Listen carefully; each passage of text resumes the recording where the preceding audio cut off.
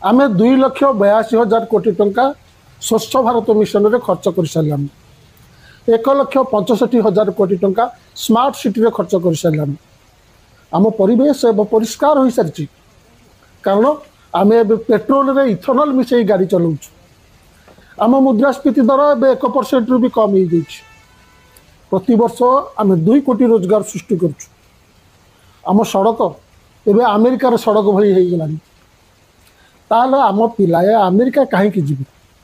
कहीं पाठ पढ़ी कि अमेरिका को जीवे से उच्च शिक्षा करेंगे चाकरी करेंगे ए स्वप्न कहीं पालुंट ये रही आत्मनिर्भर भारत बनइबे एवं तो भारत में 2047 मसीहा पर्यंत अमृतकाल चली रही देश को समृद्ध बनइबे तापर आम अमेरिका को कहवा अमेरिका क्या कहता था क्या हो तुम आज हम कहते तू क्या है बे गत 18 तारिख राति ट्रंप आउ गोटे बोमा फिंगी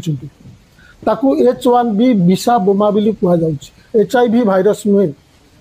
यार सीधा सीधा अर्थ हूँ एणिकी अमेरिकार जो कंपानी कौन भारतीय को चाकरी दब से कंपानी ट्रंप सरकार को $1,00,000 दब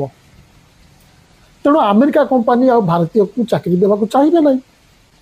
वर्तमान $1 हूँ प्राय 88 टंका तेणु $1,00,000 हूँ प्राय 88 लाख टंका आगुरी एपाई हाराहारी प्राय 5 लाख टंका पर्यंत लगुला एबे एते टंका दे कहीं अमेरिका कंपानी माने भारतीय मानक सेठारे चाकरी देवे